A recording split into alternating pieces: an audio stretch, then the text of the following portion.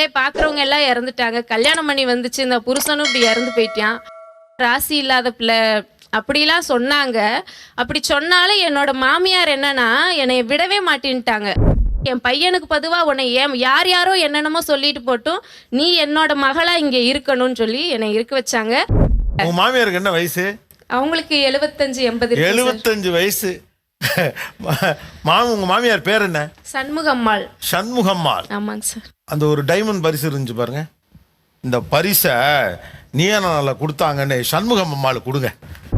நான் பரவலாக பார்க்கிற வாழ்க்கையில இப்படிப்பட்டவங்களுடைய வாழ்க்கையெல்லாம் இருக்கு அப்படின்னு நம்ம கவனிச்சே இருக்க மாட்டோம். அப்படியா? என்ன நொப்படியா? நம்பலையா? அப்படி இல்ல. அப்படி ஆரம்ப காலத்திலிருந்தே ஆதரவற்றோர் இல்லத்தில் வளர்ந்த அந்த பிள்ளைகளுடைய முதல் சொந்தம் என்பது அவர்கள் திருமணம் செய்யக்கூடிய அந்த பெண்ணோ அந்த பையனோ தான்.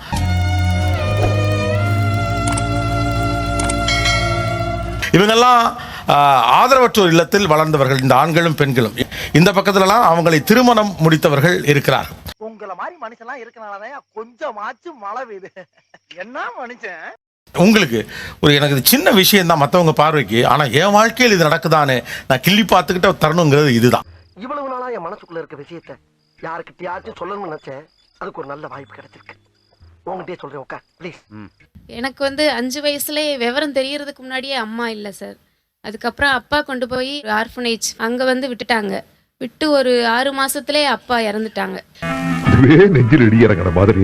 பாட்டி தான் ஹாஸ்டல்ல எப்பயாவது ஒரு 6 மாசத்துக்கு ஒரு தடவை அந்த மாதிரி பார்க்க வருவாங்க. சனி ஞாயிறு ஆயிட்டா எல்லாருக்குமே பேரண்ட்ஸ் ஏதாவது ஸ்நாக்ஸ் வாங்கிட்டு கொடுத்துட்டு பார்த்துட்டு போவாங்க. இப்போ நான் அந்த கேட்டை பிடிச்சி தொங்கிட்டே அப்படி பார்த்துட்டே இருப்பேன். அதுக்கப்புறம் என்னை ஹாஸ்டல்லே டீச்சர் ட்ரைனிங் படிக்க வச்சாங்க. படிக்க வச்சுட்டு நான் படித்து முடிச்சதுக்கப்புறம் மேரேஜ் பண்ணேன். கல்யாணம் முடிச்ச ஒரு 1.5 மாதத்துலேயே ஹஸ்பண்ட் ஆக்சிடெண்ட்டில் இறந்துட்டாங்க. அவங்க இறந்ததுக்கப்புறம் நான் அவ்வளோதான் முடிஞ்சு நம்ம லைஃப், நீ அவ்வளோதான். அவங்க இறந்ததுக்கப்புறம் அப்படி நான் ஒரு பைத்தியம் மாதிரி இருந்தேன். சுடுகாட்டுக்கே போயிடுவேன். போய் அவங்க இறந்த எரிச்ச இதில் இருந்து அந்த எலும்பெல்லாம் எடுத்துகிட்டு வச்சுக்குவேன் வீட்டில். அதுக்கப்புறம் என்னோட இப்போ அவங்களோட தம்பி அங்கே உட்காந்துருக்காங்க.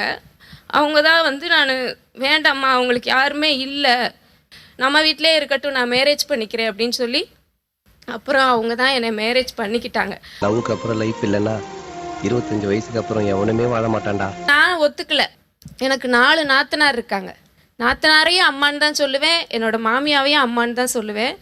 அவங்க எல்லாரும் என்னை பிரெயின் வாஷ் பண்ணி இந்த 21 வயசுலேயே நீ என்னத்தை கண்டுட்ட, 1.5 மாதத்தில் நீ கண்டிப்பாக வாழ்வ, சந்தோஷமாக இருப்பேன்னு என்னை என்கரேஜ் பண்ணி அதுக்கப்புறம் முருகன் கோயிலில் பழனியில் வச்சு அவங்களுக்கு எனக்கு மேரேஜ் பண்ணி வச்சாங்க. நம்ம லைஃப்பில் நமக்கு ரொம்ப பிடிச்சவங்க நம்ம விட்டு போனால் நாமளும் போகணும்னு இல்லை, இன்னைக்காச்சும் ஒரு நாள் நம்ம பிடிச்ச மாதிரி நம்ம லைஃப் மாறும். எனக்கு மாறிடுச்சு. இப்போ நான் ஒரு பரதநாட்டிய ஆசிரியையாக இருக்கேன்.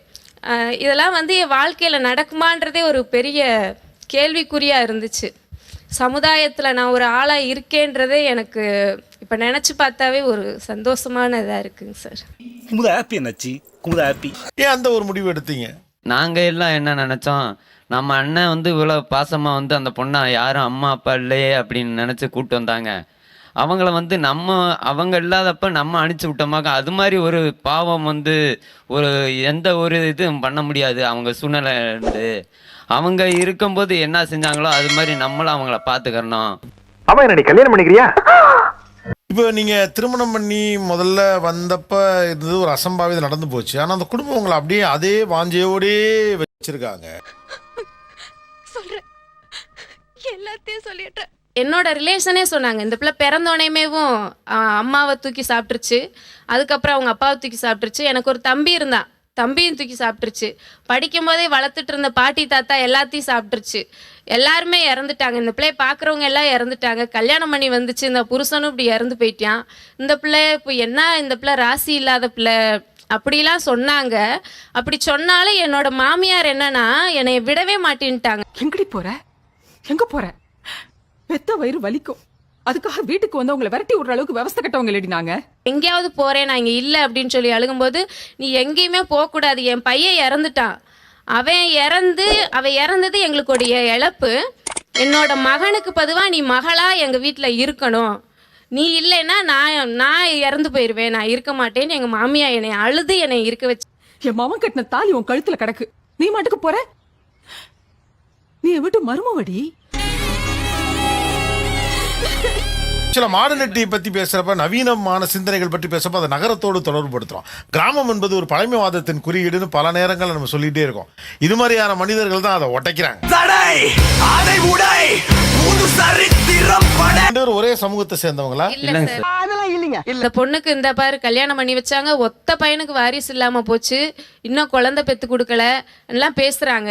ஆனாலும் என்னோட மாமியா வந்து என்னைய, நீ கவலைப்படாதம்மா நான் இருக்கேன், நான் சாகுங்களாட்டி எப்படியாவது உனக்கு குழந்தை பிறக்கும், அதை நான் தூக்கி நான் வளர்ப்பேன்.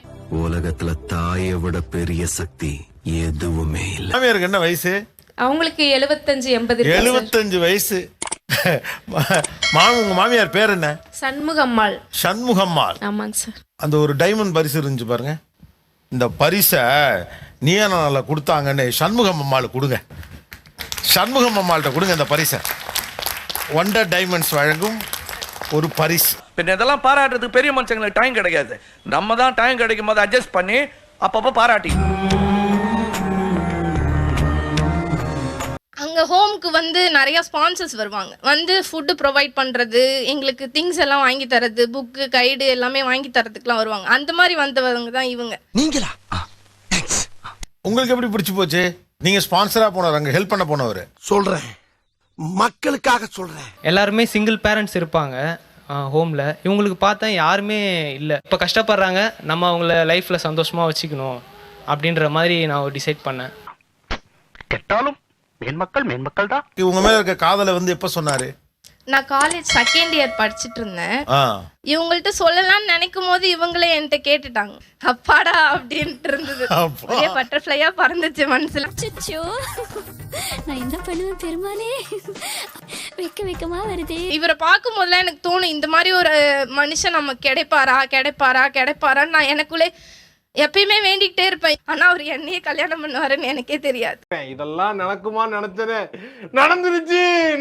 ஆனா கல்யாணம்னு பேசும்போது ரொம்ப சந்தோஷமா இருந்தது. இப்ப மேரேஜ் ரொம்ப கஷ்டப்பட்டிருக்கேன் சின்ன வயசுல, ஆனா இப்ப ரொம்ப சந்தோஷமா இருக்கு. பொண்ணு தெரியாத ஒரு பையனுக்காக கண்ணீர் விடுற அந்த மனசு இருக்கு. காலேஜில் ஒரு நிறைய இன்சிடென்ட் நடந்தது. ஏன்னா அப்போ என்னால் நடக்க முடியாது, என் கை கால் ரெண்டும் வளைஞ்சிருக்கும், இந்த கை ரெண்டுமே வளைஞ்சிருக்கும். எனக்கு ஃபிசியோதெரப்பி பண்ணி என்னை நடக்க வச்சு இன்றைக்கி நான் வந்து இங்கே உங்கள் முன்னாடி வந்து நான் மைக் பிடிச்சி பேசுறேன்னா எனக்கு ஒரு அப்பா அம்மா இருந்து பார்த்தது எங்கள் அண்ணன் கார்த்தி அண்ணன் தான். 100 ஆண்டு காலம் வாழ்க, நோய் நொடி இல்லாமல் வளர்க. நான் வந்து எனக்கு மேரேஜ் நடக்குமான்னு யோசித்தேன். ஆனால் என்னோட மேரேஜ் வந்து கொரோனா ஃபீல்டில் ஒரு பெரிய பயங்கரமாக நடந்தது. கோயில் முன்னாடி நல்லவங்களை ஆண்டவன் சோதிப்பான், கைவிட மாட்டான். எப்பயுமே வந்து நம்ம தான் வந்து பொண்ணு பார்க்க மாப்பிள்ளை வீட்டுக்கு போவோம், இவங்க தான் வந்து என்ன பார்க்க வந்தாங்க. ஆனா இது புதுசா இருக்கு. ஃபர்ஸ்ட் எனக்கு திருமணத்தில் இன்ட்ரெஸ்ட் இல்லை சார். ஏன்னா நான் ஒரு மாற்றுத்திறனாளின்றதுனால எங்கள் அப்பா வந்து கல்யாணம் பண்ணி கொடுக்கக்கூடாது, வீட்டில் பொண்ணை வீட்டோட வச்சுக்கணும். கல்யாணம் பண்ணிட்டு போயிட்டு எல்லா வீட்லேயும் நல்லா வச்சுருக்க மாட்டாங்க, வேலை செய்யலாம் அப்படி இப்படின்னு எதாவது சொல்லுவாங்கன்னு சொல்லிட்டு. ஆனால் இவங்கள வந்து ஒரு ஃப்ரெண்டு ஒரு அண்ணன் மூலியமாக தெரியும். அவங்க கால் பண்ணி இந்த மாதிரி ஒரு என்ஜிஓவில் மாப்பிள்ளை இருக்காங்க, நீ கல்யாணம் பண்ணிக்கிறியான்னு கேட்டாங்க. என் ஃப்ரெண்டுக்கிட்டலாம் சொன்னேன், வா நம்ம சும்மா போய் பார்க்கலாம், பேசி பழகி பார்ப்போம், பிடிச்சிருந்தா கல்யாணம் பண்ணி வைங்க, இல்லைன்னா ஃப்ரெண்ட்ஸாக இருந்துக்குவோம். அண்ணா நீ 2 பேருமே எங்களை நல்லா பயங்கரமாக இன்வைட் பண்ணாங்க, நல்லா செமையாக கவனிச்சாங்க. You are a very very special guest to us. Welcome. ஒரு கல்யாணம், ஒரு மஞ்சள் நீர், எந்த விசேஷத்துக்கும் நான் வெளியே போக மாட்டேன் சார். என்னைக்கு வந்து நான் அவளை கல்யாணம் பண்ணணும் அன்னைக்கு தான் சார் நான் வெளியே போனேன்.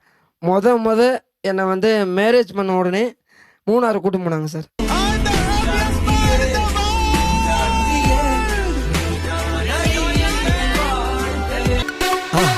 மறக்காம சர்ப்ரைஸ் பண்ணுங்க.